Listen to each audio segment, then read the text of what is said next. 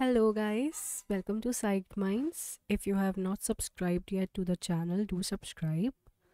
We are currently reading The We the Living by Anne Rand, Chapter 9. Argonov's Navy soap was a failure.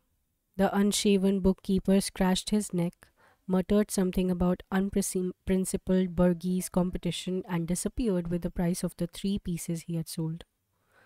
Alexander Dmitrievich was left with a tray full of soap and a black despair. Galina Petrovna's energy found their next business venture. Their new patron had a black Astrakhan hat and a high Astrakhan collar. He panted after climbing 4 flights of stairs produced from the mysterious depths of his vast, fur lined coat a heavy roll of crinkling bills, counted them off, spitting on his fingers, and was always in a hurry. Two kinds, he explained, the crystals in glass tubes and the tablets in paper boxes. I furnish the material, you pack. Remember, 87 tables is all you have to put into a box labeled 100. Great future in saccharine. The gentleman in the Astrakhan hat had a large staff, a net of families packing his merchandise, a net of procuring saccharine from faraway Berlin. Four heads bent around the wick in the Argonov dining room, and 8 hands counted carefully, monotonously, despairingly, 6 little crystals from a bright foreign tin can into each little glass tube. 87 tiny white tablets into each tiny white box. The boxes came in long sheets. They had to be cut out and folded. They bore German inscriptions in green letters, genuine German saccharine. The other side of the sheet bore the bright colors of old Russian advertisements. Sorry, it's too bad about your studies, Kira, Galina Petrovna said. But you will just have to help. You have to eat, you know. That evening there were only 3 heads and 6 hens from with around the wick. Alexander Dmitrievich had been mobilized. There had been snowstorms. Snow lay deep and heavy on Petrograd's sidewalks. A mobilization of all private traders and unemployed bourgeois had been effected for the purpose of shoveling snow. They had to report for duty at dawn. They grunted and bent in the frost, steam rising to blue noses, old woolen mittens clutching shovels, red flesh in the silts of the mittens.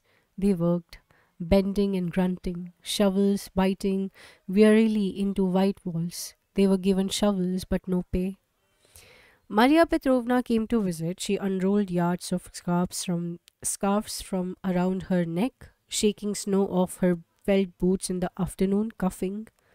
No, no, Marussia, Galina Petrovna protested. Thanks, but you can't help. The powder will make you cough. Sit by the stove. Get yourself warm. 74, 75, 76. What news, Aunt Marussia? Lydia asked. Heavy are our sins, Maria Petrovna sighed. Is that stuff poisonous? No, it's harmless. Just sweet. The dessert of the revolution. Vasily sold the mosaic table from the drawing room. 50 million rubles and 4 pounds of lard. I made an omelette with the egg powder we got at the cooperative. They can't tell me they made that powder out of fresh eggs. 16, 17, 18. They say their NEP is a failure, Marussia. 19, 20. They're going to return houses to owners before long. Maria Petrovna took a little nail buffer out of her bag and went on talking, polishing her nails mechanically. Her hands had always been her pride. She was not going to neglect them, even though she did think at times that they had changed a little. Did you hear about Boris Kolukyov? He was in a hurry and he tried to jump into a crowded tramway at full speed, both legs cut off. Marussia, what's the matter with your eyes? I don't know. I've been crying so much lately, and for no reason at all. There's no spiritual comfort these days. Aunt Marussia, Lydia sighed. 58, 59. Those pagans, those sacrilegious apostates. They have taken the gold icons from the churches to feed their famine somewhere. They have opened the sacred relics. 63, 64, 65. We will all be punished, for they defy God. Irina lost her ration card, sighed Maria Petrovna. She gets nothing for the rest of this month. I'm not surprised, said Lydia coldly. Irina is not to be trusted. Lydia disliked her cousin ever since Irina, following her custom of expressing her character judgments in sketches, had drawn Lydia in the shape of a mackerel. What's that on your handkerchief, Marusia? Galina Petrovna asked. Oh, nothing, sorry. It's a dirty one. I can't sleep at night anymore, it seems. Seems my nightgown is always so hot and sticky. I'm so worried about Victor. Now he's bringing the strangest fellows into the house. They don't remove their caps in the drawing room and they shake ashes all over the carpet. I think they are communist. Vasily hadn't said a word and it frightens me. I know what he thinks. Communist in the house? You are not the only ones, said Lydia and threw a dark glance at Kira. Kira was stuffing crystals into a glass tube. You try and speak to Victor, and he says diplomacy is the highest of the arts. Heavy are our sins. You would better do something about that cough, Marussia. Oh, it's nothing, nothing at all. Just a cold weather. Doctors are fools and don't know what they are talking about. Kira counted the little crystals in the palm of her hand. She tried not to breathe or swallow. She did. When she did, the white powder seeping through her lips and nostrils bit her throat with the pain of a piercing metallic sweetness. Maria Petrovna was coughing. Yes, Nina Mirskaya. Imagine, not even a Soviet registration wedding, and her father, God rest his soul, was a bishop. Just sleeping together like cats. Lydia cleared her throat and blushed. Galina Petrovna said, It's a disgrace. This new love freedom will ruin the country. But thank God, nothing like this will ever happen to us. There still are some families with some standards left. The bell rang. It's father, said Lydia and hurried to open the door. It was Andrei Taganov. May I see Kira? He asked, shaking snow off his shoulders. Oh, well, I can't stop you, Lydia answered haughtily. Kira rose when he entered the dining room, her eyes wide in the darkness. Ah, well, what a surprise, said Galina Petrovna, her hand holding a half-filled box, trembling, the saccharine tape tablets rolling out. That is, yes, most pleasant. How are you tonight? Ah, yes. May I present Andrei Fedorovich Taganov, my sister Maria Petrovna Dunaeva. Andrei bowed. Maria Petrovna looked astonished at the box in her sister's hand. May I speak to you, Kira? Andrei asked. Alone? Excuse us, said Kira. This way, Andrei. I dare say, gasped Maria Petrovna. To your room? Why modern youth behaves almost like communists? Galina Petrovna dropped the box. Lydia kicked her aunt's ankle. Andrei followed Kira to her room. We have no light, said Kira. Just that street lamp outside. Sit down here on Lydia's bed. Andrei sat down. She sat on her mattress on the floor, facing him. The street light from beyond the windows made a white square on the floor, with Andrei's shadow in the square. A little red tongue flickered in space, high in the corner of Lydia's icons. It's about this morning, said Andrei. About Cyrov. Yes? I wanted to tell you that you don't have to worry. He had no authority to question you. No one can issue an order to question you but me. The order won't be issued. Thank you, Andrei. I know what you think of us. You're honest, but you are not interested in politics. You're not an active enemy. I trust you. I don't know his address, Andrei. I'm not asking whom you know. Just don't let them drag you into anything. Andrei, do you know who that man is? Do you mind if we don't discuss it, Kira? No, but will you allow me one question? Yes, what is it? Why are you doing this for me? Because I trust you and I think we are friends. Though don't ask me why we are because I don't know that myself. I know that.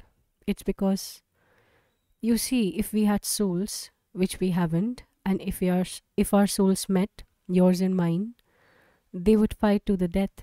But after they had torn each other to pieces, to the very bottom, they would see that they had the same root. I don't know if you can understand it because, you see, I don't believe in souls. I don't either. But I understand. And what is the root? Do you believe in God, Andre? No, neither do I. But that's a favorite question of mine. An upside down question. What do you mean? Well, if I asked people whether they believed in life, they would never understand what I meant. It's a bad question. It can mean so much that it really means nothing. So I asked them if they believe in God. And if they say they do, then I know they don't believe in life. Why? Because you see, God, whatever anyone chooses to call God, is one's highest conception of the highest possible. And whoever places his highest conception above his own possibility thinks very little of himself and his life. It's a rare gift, to feel reverence of your own life, for your own life, and to want the best, the greatest, the highest possible here, now, for your very own. To imagine a heaven and then not to dream of it, but to demand it. You are a strange girl. You see, you and I, we believe in life, but you want to fight for it, to kill for it, even to die for life. I only want to live it. Behind the closed doors, Lydia tired of counting saccharine, rested by playing the piano. She played Chopin. Andre said suddenly, "You know, that's beautiful." "What's beautiful, Andre?" "That music." "I thought you didn't care for music." "I never have, but somehow I like this. Now, here." They sat in the darkness and listened. Somewhere below, a truck turned a corner. The window panes trembled with a thin, tense shudder. The light square with Andre's shadow rose from the floor, swept like a fan across the wall, and froze at their feet again. When the music ended, they returned to the dining room. Lydia still sat at the piano. Andre said hesitantly, "It was beautiful, Lydia and Alexandrovna. Would you play it again?" Lydia jerked her head proudly. "I'm sorry," she said, rising brusquely. "I am tired." And she left the room with the step of a John d'Arc. Maria Petrovna cringed in her chair, as if trying to squeeze herself out of Andrei's sight. When her cough attracted his eyes, she muttered, "I've always said that our modern youth does not follow sufficiently the example of the communists." When Kira accompanied him to the door, Andrei said, "I don't think I should call on you, Kira. It makes your family uncomfortable." "It's all right, I understand. Will I see you at the institute?" "Yes," said Kira. "Thank you, Andrei. Good night." Leo stood on the steps of the empty mansion. He did not move when he heard Kira's feet hurrying across the snow. He stood motionless, his hands in his pockets. When she was beside him, their eyes met in a glance that was more than a kiss. Then his arms crushed her with the violence of hatred, as if he wanted to grind their coats into shreds against each other. Then he said, "Kira." There was some odd, disturbing quality in the sound of his voice. She tore his cap off. She raised herself on tiptoe to reach his lips again, her fingers in his hair. He said, "Kira, I'm going away." She looked at him very quietly, her head bent a little to one shoulder, in her eyes a question but no understanding. "I'm going away tonight, forever, to Germany," she said. Leo, her eyes were wide but not frightened. He spoke as if biting into every word, as if all his hatred and despair came from these sounds, not their meaning. "I'm a fugitive, Kira. A counter-revolutionary. I have to leave Russia before they find me. I've just received the money from my aunt in Berlin. That's what I have been waiting for. They smuggled it to me." She asked, "The boat leaves tonight?" "A smuggler's boat. They smuggle human flesh out of this wolf trap, and desperate souls like mine. If we are not caught, we land in Germany. If we are caught, well, I don't suppose it's a death sentence for everybody, but I have never heard of a man who was spared." "Leo, you don't want to leave me." He looked at her with a hatred more eloquent than tenderness. "Sometimes I've found myself wishing they would catch the boat and bring me back." "I'm going with you, Leo." He was not startled. He asked, "Do you understand the chance you are taking?" "Yes." Do you know that it's your life at stake if we don't reach Germany, and perhaps also if we do? Yes, the boat leaves in an hour. It's far. We have to start right away from here. No time to get any luggage. I'm ready. You can't tell anyone. You can't telephone any farewells. I don't have to. All right, come on. He picked up his cap and walked to the street, swiftly, silently, without looking at her or noticing her presence. He called a sleigh. The only words he spoke were an address to the driver. The sharp runners cut into the snow and the sharp wind into their faces. They turned a corner, past a house that had collapsed. Snow dusted bricks had rolled far out into the street. The ray of a lamp post behind the house pierced the empty rooms. The skeleton of an iron bed hung high somewhere in the ray of light. A newsboy barked hoarsely. Pravda! Krasnaya Gazeta! To an empty street. Leo whispered, over there. There are automobiles and boulevards and lights. An old man stood in the doorway, snow gathering in the brim of his frayed hat, his head hanging down on his breast, asleep over a tray of homemade cookies. Kira whispered, lipstick and silk stockings. A stray dog sniffed at a barrel to refuse under the dark window of a cooperative. Leo whispered, champagne, radios, jazz bands. Kira whispered, like the song of broken glass. A man moaned, blowing on his hands. Saccharine, citizens! A soldier cracked sunflower seed and sang about the little apple. Posters followed them as if streaming slowly from house to house, red, orange, white, arms, hammers, wheels, levers, lice, airplanes. The noise of the city was dying behind them. A factory raised tall black chimneys to the sky. Over the street, on a rope from roof to roof, like a barrier, a huge banner clicked, fighting the wind, twisting in furious contortions, yelling to the street and the wind. Proletar Arkalekti Class Welt Shrug Freed Future. Then their eyes met and the glances was like a handshake.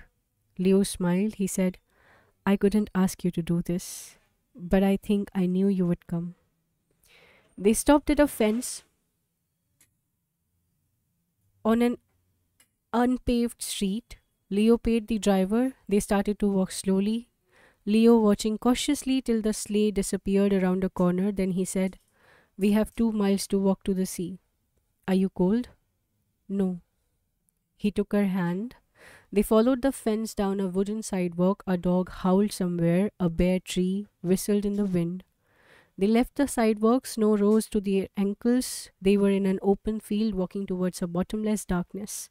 She moved with quiet precision as one moves in the face of the inevitable. He held her hand. Behind them, the red glow of the city breathed into the sky.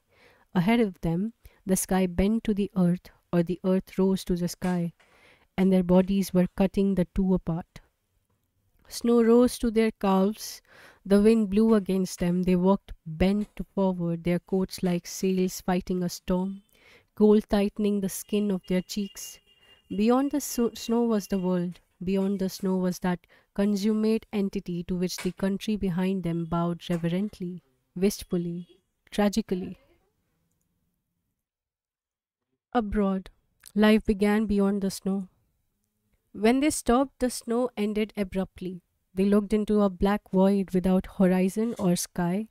From somewhere far below, they heard a swishing, splapping sound as if someone were emptying pails of water at regular intervals. Leo whispered, keep quiet. He was leading her down a narrow, slippery path in someone's footprints. She distinguished a vague shape floating on the void, a mast, a tiny spark like a dying match. There were no lights on the ship. She did not notice the husky figure in their path until the ray of a flashlight struck Leo's face, licked his shoulders, stopped on hers, and was gone. She saw a black beard and a hand holding a gun, but the gun was lowered. Leo's hand crinkled in his pocket and slipped something to the man. Another fare, Leo whispered. This girl goes with me. We have no cabins left. That's all right. Mine's enough. They stepped onto the boards that rocked softly. Another figure rustled up from somewhere and led them to a door. Leo helped Kira down the companionway. There was a light below deck and furtive shadow, a man with a trim beard and the cross of St. George on his breast looked at them silently. In a doorway, a woman wrapped in a coat of tarnished brocade watched them fearfully, clutching a little wooden box in her hands, the hands trembling. Their guide opened a door and pointing inside with a jerk of his head. Their cabin was only a bed and a narrow strip of space between cracked, unpainted walls. A board cut a corner off a table. A smoked lantern hung over the table and a yellow shivering spot of light. The floor rose and fell softly as if breathing. A shutter was locked over the porthole. Leo closed the door and said, "Take your coat off." She obeyed. He took his coat off and threw his cap down onto the table. He wore a heavy black sweater tight around his arms and shoulders. It was the first time they had seen each other without their overcoats. She felt undressed. She moved away a little. The cabin was so small that even the air enveloping her seemed a part of him. She backed slowly to the table in the corner. He looked down at her heavy felt boots, too heavy for her slim figure. She followed his glance. She took her boots off and then threw them across the cabin. He sat down on the bed. She sat at the table, hiding her legs with their tight black cotton stockings under the bench, her arms pressed closely to her sides, her shoulders hunched, her body gathered tightly as if cringing from the cold, the white triangle of her open collars luminous in the semi-darkness. Leo said, "My aunt in Berlin hates me, but she loved my father. My father is dead. Shake the snow off your shoes, Leo. It's melting on the floor. If it weren't for you, I would have taken a boat 3 days ago, but I could not go away without seeing you. So I waited for this one. The other boat disappeared, shipwrecked, or caught. No one knows. They didn't reach Germany, so you have saved my life, perhaps." When they heard a low rumble and the boat creaked louder and the flame in the lantern fluttered against the smoked glass, Leo sprang up, blew out the light and opened the shutter over the porthole. Their faces close together in the little circle, they watched the red glow of the city moving away. The red glow died, then there were only a few lights left between earth and sky, and the lights did not move, but shrank slowly into stars, then into sparks, then into nothing. She looked at Leo. His eyes were wide with an emotion she had never seen in them before. He asked slowly, triumphantly, "Do you know what we are leaving?" Then his hands closed over her shoulders and his lips forced her apart, and she felt as if she were leaning back against the air, her muscles feeling the weight of his. Her arms moved slowly over his sweater as if she wanted to feel his body with the skin of her arms. Then he released her, closed the shutter, and lighted the lantern. The match spluttered with a blue flame. He lighted a cigarette and stood by the door without looking at her, smoking. She sat down by the table obediently, without a word or a question, her eyes not leaving him. Then he crushed the cigarette against the wall and approached her, and stood silently, his hands in his pocket, his mouth a scornful arc, his face expressionless. She rose slowly, obediently, looking up at him. She stood as still as if his eyes were holding her on a leash. He said, "Take your clothes off." She said nothing and did not move her glance away from his and obeyed. She stood watching her.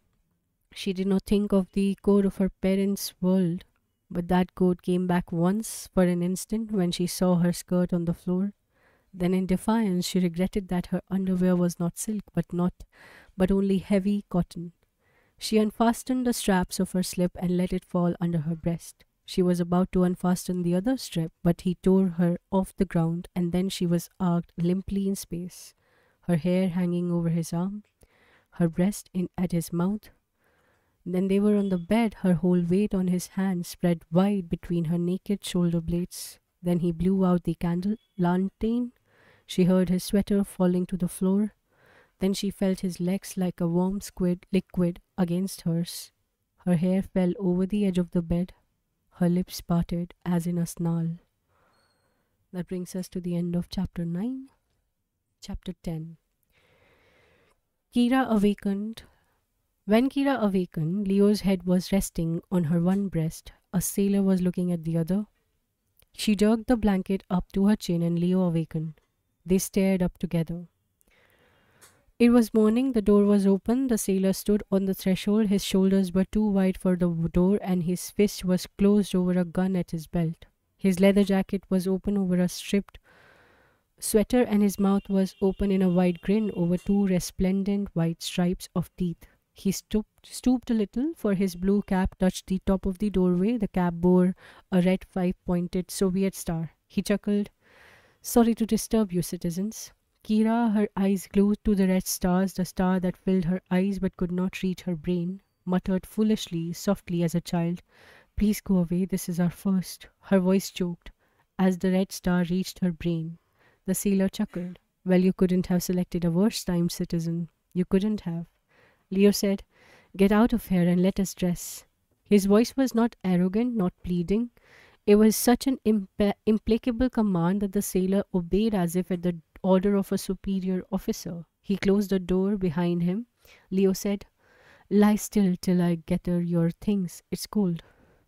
He got out of the bed and bent for her clothes, naked as a statue and as unconcerned. A grey light came through a crack of the closed shutter. They dressed silently. The ceiling trembled under hurrying steps above. Somewhere a woman's voice was howling in sobs, like a demented animal. When they were dressed, Leo said, It's all right, Kira. Don't be afraid.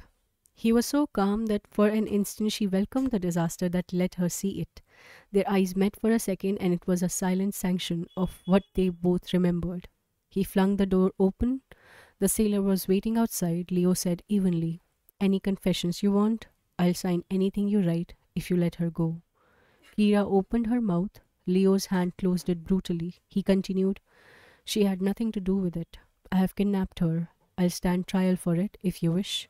Kira screamed. He's lying. Leo said, Shut up. The sailor said, Shut up, both of you. They followed him. The woman's howls were deafening. They saw her crawling on her knees after two sailors who held her little wooden box. The box was open. The jewels sparkled through the sailor's finger. The woman's hair hung over her eyes and she howled into space. At an open cabin door, Leo suddenly jerked Kira forward so that she passed without seeing it. Inside the cabin, men were bending over a motionless body on the floor.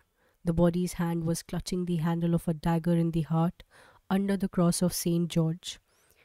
On deck, the grey sky descended to the tip of the mast and steam breathed with commands from the lips of men who had taken control of the boat. Men from the Coast Guard ship that rose and fell as a huge shadow in the fog, a red flag stirring feebly on its mast. Two sailors held the arms of the black-bearded smuggler's captain. The captain was staring at his shoes. The sailors looked up at the giant in the leather jacket, waiting for orders. The giant took a list out of his pocket and held it under the captain's beard. He pointed with his thumb behind his shoulder at Leo and asked, Which one is him? The captain's nose pointed to a name. Kira saw the giant's eyes widen in a strange expression she could not understand. Who is the girl? He asked. Don't know, the captain answered. She's not on our passenger list. She came at the last minute with him. 17 of them counter-revolutionary rats that tried to sneak out of the country, Comrade Timoshenko, said the sailor. Comrade Timoshenko chuckled and his fist struck the muscles under his striped sweater. Though you could get away. Thought you could get away, huh? From Stephen Timoshenko of the Red Balt Fleet. The captain stared at his shoes. Keep your eyes and your guns ready, said Comrade Timoshenko. Any funny business? Shoot their guts out. He grinned up at the fog, his teeth gleaming, his tanned neck open to the cold, and walked away, whistling. When the two ships began to move, Comrade Timoshenko came back. He passed by Leo and Kira in the crowd of prisoners on the wet, glistening deck and stopped looking at them for a second, an inexplicable expression in his dark, round eyes. He passed and came back and said aloud to no one in particular, his thumb pointing at Kira, The girl is all right. He kidnapped her. But I'm telling you, Kira began. Make your little whore keep quiet. Timoshenko said slowly, and there was something like understanding in the glance he exchanged with Leo. They saw the skyline of Petrograd rise like a long, low string of houses stretched in a single row at the edge of an immense frozen sky. The dome of St. Isaac's Cathedral, a pale gold ball sliced in half, looked like a weary moon setting in the smoke of chimneys. Leo and Kira sat on a coil of ropes. Behind them, a pock-marked sailor smoked a cigarette, his hand on his gun. They did not hear the sailor move away. Stephen Timoshenko approached them. He looked at Kira and whispered, "When we land, there will be a truck waiting. The boys will be busy. I just have a hunch they will have their backs turned. When they do, you start going and keep going." "No," said Kira. "I will stay with him." "Kira, you don't be a damn little fool. You can't help him. You won't get any confessions from him for my sake." Timoshenko chuckled. "He has no confessions to make, and I don't want children mixed in with something they don't understand a damn about. See that? She's gone when we reach the truck, citizen." Kira looked into the dark, round eyes. They leaned close to her, and words hissed in a whisper through the white teeth. "It's easier to get one than two out of the GPU. I'll be there around 4 this afternoon. Come and ask for Stephen Timoshenko. Maybe I'll have news for you. No one will hurt you. Gorokhovaya, too." He did not wait for an answer. He walked away and slapped the pock-marked sailor in the jaw for leaving the prisoners alone. Leo whispered, "Do you want to make it harder for me? You will go. Also, you will stay away from Gorokhavia too. Gorokhovaya too." When houses rose close over the mast, he kissed her. It was hard to tear her lips off his, as hard as frozen glass. As hard as a frozen glass. "Kira, what's your name?" he whispered. "Kira Arganova. And yours?" "Leo Kovalensky." At Irina's, we talked and didn't notice the time, and it was too late to come home. Galina Petrovna sighed indifferently, her nightgown trembling on her shoulders in the cold anteroom. "And why this homecoming at 7 in the morning? I suppose you awakened your Aunt Marusia and poor Marusia with her cough." "I couldn't sleep. Aunt Marusia didn't hear me." Galina Petrovna yawned and shuffled back to her bedroom. Kira had stayed overnight at her cousin's several times. Galina Petrovna had not been worried. Kira sat down and her hands fell limply. There were so many hours to wait till 4 in the afternoon. She should be terrified, she thought, and she was. But under the terror there was something without name or words. A hymn without sound. Something that laughed even though Leo was locked in a cell on Gorokhovaya too. Her body still felt as if it were holding him close to her. House number 2 on Gorokhovaya Street was a pale green, the color of pea soup. Its paint and plaster were peeling. Its windows had no curtain and no iron bars. The windows looked quietly upon a quiet side street. It was the Petrograd headquarters of the GPU. There were words that people did not like to mention. They felt a superstitious fear in uttering their sounds, as when they spoke of a desolate cemetery, a haunted house, the Spanish Inquisition, Gorokhavia too. Many nights had passed over Petrograd. In the nights there had been many steps, many ringing doorbells, many people gone never to be seen again. The flow of a silent terror swelled over the city, hushing voices to whispers. The flow had a heart, from which it came, to which it returned. That heart was Gorokhovaya too. It was a building like any of its neighbors. Across the street, behind similar windows, families were cooking millet and playing the gramophone at its corner. A woman was selling cakes. The woman had pink cheeks and blue eyes. The cake had a golden crust and smelt of warm grease. A poster on a lamp-post advertised the new cigarette of the Tobacco Trust. But as Kira walked towards that building, she saw people passing by its green walls without looking up. With tensely casual expression, their steps hurrying involuntarily as if afraid of their presence, of their eyes, of their thoughts. Behind the green walls was that which no one wanted to know. The door was open. Kira walked in, her hands in her pocket, slouching.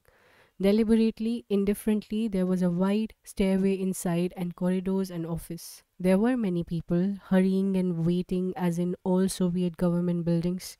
There were many feet shuffling down bare floors, but not many voices.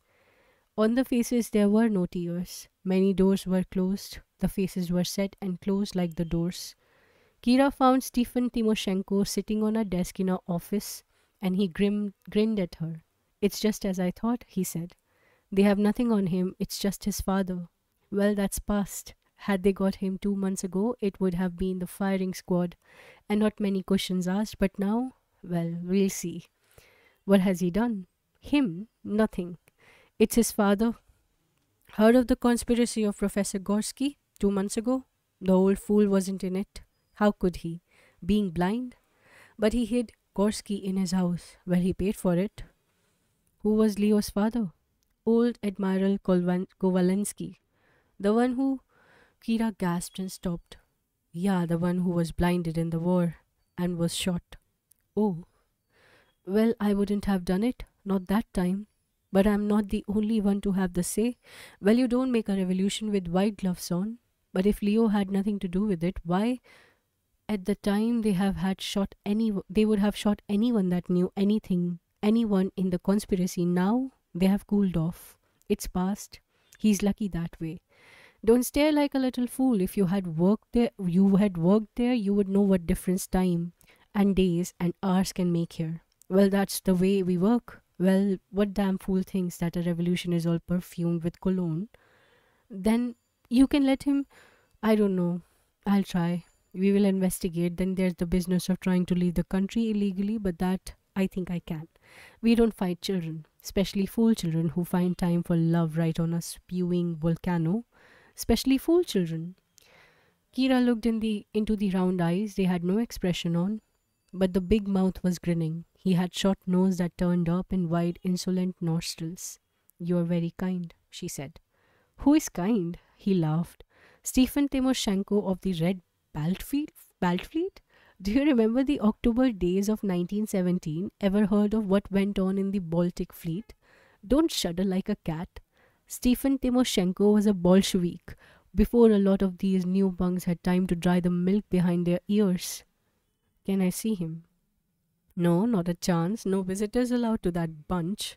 But then you go home and stay there. And don't worry, that's all I wanted to tell you. I have a friend who has connections. I think who could keep your mouth shut and don't drag no connections into this. Sit still for 2 or 3 days. That long? Well, that's not as long as you never seeing him again. And don't worry, we will keep him locked up for you, with no women around. He got off the desk and grinned. Then his lips fell into a straight line. He towered over Kira, looking straight into her eyes, and his eyes were not gay. He said, when you get him back, keep your clothes on him. If you haven't any, grow some. He's not an easy stud, and don't try to leave the country. You are in this Soviet Russia. You may hate it and you may choke, but in Soviet Russia, you will stay. I think you have the clothes for him. Watch him. His father loved him. Kira extended her hand. It disappeared in Stephen Timoshenko's tanned fist. At the door, she turned and asked softly, why are you doing this? He was not looking at her. He was looking out at the window. He answered, I have gone through the war in the Baltic Fleet. Admiral Kovalensky was blinded in service in the Baltic Fleet. He was not the worst commander we had. Get out of here. Lydia said, she twists on her mattress all night long. You would think we had mice in the house. I can't sleep. Galina Petrovna said, I believe you're a student, Kira Alexandrovna. Or am I mistaken? You haven't been at the institute for 3 days. Victor said so. Would you condescend to inform us what kind of new foolishness is this that's come over you? Alexander Dmitrievich said nothing. He awakened with a start, for he had dozed off, a half-filled saccharine tube in his hand. Kira said nothing. Galina Petrovna said, look at those circles under her eyes. No respectable girl looks like that. I knew it, Lydia yelled. I knew it. She's put 8 saccharine crystals into that tube again. On the evening of the 4th day, the doorbell rang. Kira did not raise her eyes from the saccharine tube. Lydia, curious about every ringing bell, went to open the door. Kira heard a voice asking, is Kira at home? Then the saccharine tube clattered to the floor, breaking into splinters, and Kira was at the anteroom doorway, her hand at her throat. He smiled, the corner of her lips drooping arrogantly. Good evening, Kira, he said calmly. Good evening, Leo. Lydia stared at them. Kira stood at the door, her eyes holding his, her lips paralyzed. Galina Petrovna and Alexander Dmitrovich stopped counting the saccharine. Leo said, Get your coat, Kira, and come on. She said, Yes, Leo, and took her coat off the hanger on the wall, moving like a somnambulist. Lydia coughed discreetly. Leo looked at her. His glance brought a warm, wistful smile to Lydia's lips. It always did that to women, yet there was nothing in his eyes except that when he glanced at a woman, his eyes told her that he was a man and she was a woman, and he remembered it. Lydia gathered courage to disregard the lack of an introduction, but she did not know how to start, and she gazed helplessly at the handsomest male ever to appear in their anteroom. And she threw bluntly the question that was on her mind. Where do you come from? From jail, Leo answered with a courteous smile. Kira had buttoned her coat. Her eyes were fixed on him, as if she did not know that others were present. He took her arm with the gesture of an owner, and they were gone. Well, of all the unmannered, Galina Petrovna gasped, jumping up, but the door was closed. To the sleigh driver outside, Leo gave an address. Where is that? He repeated her question, his lips in her fur collar as the sleigh jerked forward. That's my home. Yes, I got it back. They had it sealed since my father's arrest. When did you? This afternoon. Went to the institute to get your address, then home and made a fire in the fireplace. It was like a grave. Hadn't been heated for 2 months. It will be warm for us by now. The door they entered bore the red seal of the GPU. The seal had been broken. 2 red scabs of wax remained, parting to let them enter.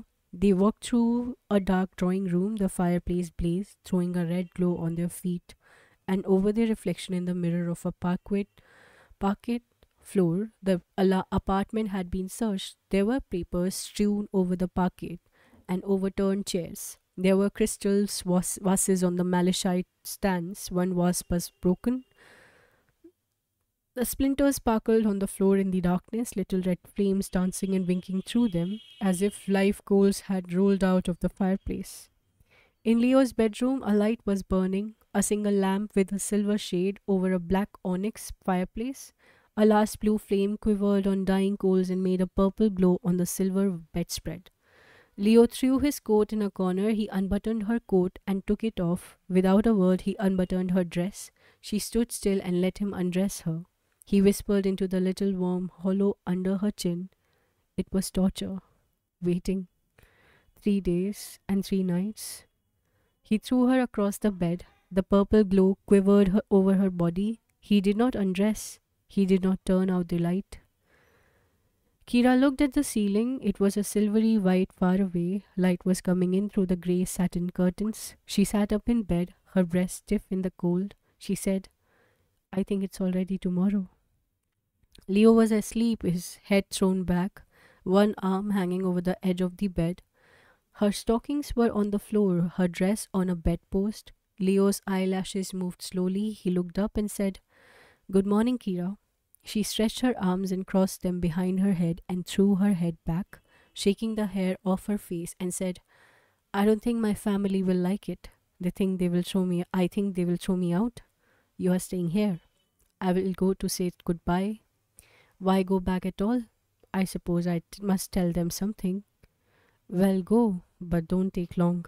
I want you here. They stood like 3 pillars, towering and silent at the dining room table. They had the red, puffed eyes of a sleepless night. Kira stood facing them, leaning against the door, indifferent and patient. Well, said Galina Petrovna. Well, what? Said Kira. You won't tell us again that you were at Irina's? No. Galina Petrovna straightened her shoulders in her faded flannel bathrobe.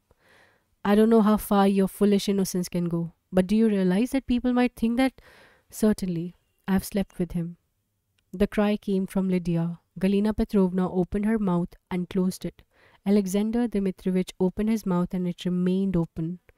Galina Petrovna's arm pointed at the door. You will leave my house, she said, and you will never come back. All right, said Kira. How could you? A daughter of mine? How can you stand there and stare at us? Have you no conception of the shame, the disgrace, the depraved? We won't discuss that, said Kira. Did you stop to think it was a mortal sin? 18 years old and a man from jail. And the church for centuries, for your father and grandfathers. All our saints have told us that no sin is lower. You hear about those things, but God, my own daughter, the saints who for our sins, may I take my things? Kira asked, or do you want to keep them? I don't want one single thing of yours left here. I don't want your breath in this room. I don't want your name mentioned in this house.